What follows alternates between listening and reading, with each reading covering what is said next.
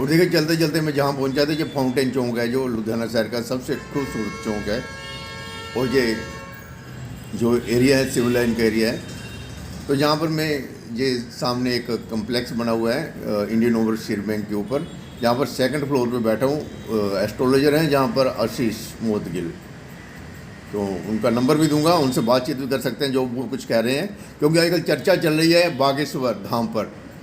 और आजकल कई जो माइंड रीडर हैं वो सामने आ गए हैं कि हम भी ये कर सकते हैं जो बागेश्वर करता है। कहता है ये कुछ नहीं है, सिर्फ ये एक टेक्निक है, ये कला है, ये तो हम भी जानते हैं। पहले कोई नहीं बोला था, लेकिन जब जब बागेश्वर धाम का नाम ऊपर हाईएस्ट होने लगा तो लोग चिल्लाने लगे, अरे ये हम भी जानते हैं, ये हम भी जानते हैं। तो लेकिन यार नीचे देखो कितनी खूबसूरती है, कितनी गाड़ियाँ गुड़ियाँ चल रही हैं, आंखें ठंडी कर लो यार देख के नीचे। वाह क्या मज़ा आ रहा है। ये चैनल सब्सक्राइब कर दीजिए भैया, हम कुछ ना कुछ दिखाते ही रहते हैं आपको। ये बैठे हैं मेरे सामने आशीष मोदगिल जी, वैसे ही चलते चलते सीढ़ियाँ चढ़ा और इनके पास आ गया, हमें कंप्यूटर खोल के बैठे थे। नमस्कार सर। आशीष मोदगिल जी, आजकल चर्चा चल रही है बागेश्वर धाम, बागेश्वर धाम सोशल मीडिया पर पहले छा गया था। अब देखिए कुछ लोग ऐसे भी हैं जो लोग चाहते हैं कि ये जो हिंदू रिलीजन है, ये यानी कि सनातन धर्म जो है, इसका प्रचार प्रसार ना हो। कुछ सेकुलरिज्म जो है जो कहते हैं कि ये धर्मनिरपेक्ष देश है, वैसे रहना चाहिए, लेकिन धीरे धीरे करके ये जो हिंदू राष्ट्र का बोलबाला बढ़ता जा रहा है। तो बागेश्वर धाम भी इसी क्या यानी कि कहते हैं कि हिंदू राष्ट्र आएगा। लेकिन दूसरे लोग हैं जो सेकुलरिज्म पर 75 साल से जो अपना इस समय देश पर शासन कर रहे थे, 80% जो जनता थी, 80% लोग थे जो हिंदू थे, वो दबते ही चले गए। लोग उन जो 20% से उन पर राज कर रहे थे। बागेश्वर धाम के बारे में आप क्या कहना चाहते हैं आशीष मोदगिल जी? आप मेरे सामने बैठे हैं, मैं लोगों को दिखाई नहीं दे रहा, लेकिन लोग आपको देख रहे हैं। नमस्कार कीजिए और धीरे धीरे। नमस्कार। पहले तो आपके चैनल को देखने वाले सभी लोगों को मेरी तरफ से राम राम। तो आपने बागेश्वर धाम के विषय में मेरे से सवाल पूछा, और सनातन के विषय में पूछा, और सेकुलरिज्म का शब्द के विषय में पूछा। यदि हम संविधान देखें तो संविधान के प्रथम पन्ने पर भगवान श्री राम का चित्र बना हुआ है। तो आप कैसे कह सकते हैं कि ये जो संविधान है उसमें सनातन नहीं है, उसमें भगवान राम नहीं है? दूसरी सबसे बड़ी बात जहाँ तक आपने की कि ये जो ट्रिक चल रहे हैं, देखिए ट्रिक नहीं है, ये सनातन का हिस्सा है। अब जिसने कभी किसी ने सनातन पढ़ा हो तो उसको ज्ञान हो, जिसने सनातन ना पढ़ा हो उसको क्या ज्ञान हो। पतंजलि योग सूत्र पढ़िए, पतंजलि योग सूत्र के बीच में आखिरी अध्यायों में लिखा है कि कैसे इंसान के मन को पढ़ना है, उसके माइंड को पढ़ना है।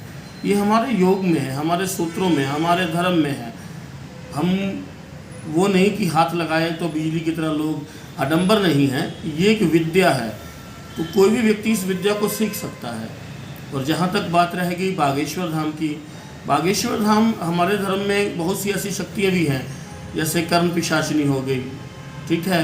एक संज्ञा छाया, एक छाया नाम की संज्ञा जो है सिद्धि होती है, आपकी परछाई आपको बता देती है। कई प्रकार की ऐसी सिद्धियाँ हैं, और सिद्धियों के अलावा ये तो चलो है ही है, और पतंजलि योग सूत्र में भी ऐसा बताया गया है। बाकी आज के समय के बीच में देख लोग जो हैं वो कह रहे हैं जी शिवानी जी आ गई और भी आ गई, हम इस विषय में जानते हैं। देखिए हमारे सनातन का ही हिस्सा था, तो ये सब कुछ जो है। बाकी कई लोग तो नीरज अत्री जी, एक यूट्यूब में उनका चैनल है, कम से कम नहीं 252 के उनके फॉलोअर हैं। वो कहते हैं कि मैं शिवानी जी को चैलेंज देता हूँ, 1 करोड़ पे देता हूँ, मेरे सामने आकर वो ट्रिक करके दिखा दें।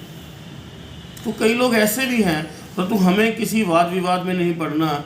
हर व्यक्ति की एक अलग अलग आइडियोलॉजी है, हर व्यक्ति की अपनी सोच है। मेरा जहाँ तक मत है, सनातन के बीच में ये विद्याएं थी, विद्या है। क्योंकि पहले लोग जो संत ऋषि महापुरुष होते थे वो दूसरे की व्यक्ति की दिल की बात को जान ले करते थे। और मैंने तो आपको उदाहरण दिया है कि पतंजलि योग सूत्र को अध्ययन तो कीजिए, उसके आखिर के अध्याय में लिखा हुआ है इसका विवरण। तो ये तो कोई आडंबर नहीं है, कुछ नहीं है, हमारे सनातन का एक हिस्सा है। तो सनातन को जो पढ़ेगा उसको ज्ञान होगा, जो सनातन को नहीं पढ़ेगा उसको ज्ञान ही नहीं होगा। जो बागेश्वर धाम जो धीरेन्द्र शास्त्री हैं, जो लोगों को जो भला कर रहे हैं, या लोगों को जो उनकी जो प्रॉब्लम वगैरह सोल्व कर रहे हैं, ये क्या है ये सब, मेरे को इसके बारे में बताइए। देखिए ऐसा है, कोई भी व्यक्ति आज की डेट के बीच में जब से कोविड आया है, लोग 25 से 30% लोग जो है वो साइकोलॉजिकल पेशेंट हो गए हैं। और आप मान के चलिए आजकल साइकोलॉजिस्टों के पास बहुत ज़्यादा भीड़ लगने लगी है, और वो साइकोलॉजिस्टों के पास जाते हैं, वो क्या देते हैं, नेस्किटो प्लस की गोली देते हैं जिससे मन खुश होता है और बस नींद आ जाती है, ये दवाई देते हैं हमको। लेकिन वो दवाई है, बीमारी है, वो आपको एक दवाई का नशा दे रहे हैं, लेकिन क्योंकि वो होती मानसिक रूप से है। यदि कोई आपको बाबा या कोई संत कह दे कि तू ठीक हो जाएगा और उससे आपका मन संतुष्ट हो जाए, खुश हो जाए, तो क्या बुराई है उसमें? आपको दवाई खाना मंजूर है या आपको किसी के द्वारा हुए कहे वचनों के द्वारा आपको संतुष्टि मिलती है, आपका मन संतुष्ट होता है, वो बढ़िया बताइए। देखिए बागेश्वर धाम तो कहते हैं कि ये जो शास्त्री जी कहते हैं कि आप बालाजी जो हैं, एक बालाजी की मेरे कृपा है, आप भी बालाजी की शरण में जाओ। वो नहीं कहते कि मेरे को आप पूजा करो, मेरी पर आप यहाँ पर आइए, मेरे गुरु धारण कर लो। वो कहते हैं कि बालाजी सब कुछ कर रहे हैं, बालाजी बागेश्वर धाम वाले कर रहे हैं। तो ठीक है, इसका मतलब है कि धीरेन्द्र ब्रह्मचारी खुद भगवान बनकर नहीं बैठे, खुद जाने के।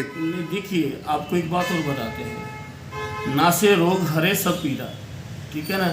जब हनुमान जी का नाम लेते हैं तो ना से रोग तो भाग जाते हैं, ठीक है ना। तो हनुमान जी के नाम में बहुत ही शक्ति है, इसमें तो कोई संशय नहीं है, क्योंकि सनातन आदिकाल से था और आदिकाल तक रहेगा।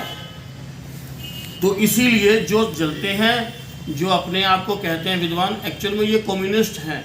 कम्युनिस्ट लोग जो हैं वो किसी धर्म को नहीं मानते, परंतु उन मानते नहीं हैं, लेकिन किसी का उनके खिलाफ बोलना उनका एक धर्म है, यही बात है। तो ठीक है, यानी कि आपने कहा कि जो हमारा सनातन धर्म है सदियों से चला आ रहा है, सदियों से तक चलेगा, आगे चलेगा। सनातन का मतलब होता है जो सदा रहे, सदा रहेगा। धर्म का अर्थ है सदा रहना, क्योंकि बाकी धर्म नहीं है, बाकी मत है। पानी का काम है प्यास बुझाना, अग्नि का काम है जलाना, तो वो अग्नि हमेशा ही जलाती रही है और जलाती रहेगी। पानी प्यास बुझाता रहा है, प्यास बुझाता रहेगा। वायु हमें प्राण देती थी, है, रहेगी, ये उसका धर्म है। तो इंसानियत सनातन का धर्म है, तो ये सनातन धर्म था, है और रहेगा। धन्यवाद, बिल्कुल धन्यवाद आशीष मोदगिल जी, आपने थोड़ा बहुत मेरे को बताया। समय ज़्यादा रहो, इतना लोग देख लें और कमेंट कर दें, यही काफ़ी है। लोग देखने के लिए समय नहीं ना होता। हम धन्यवाद।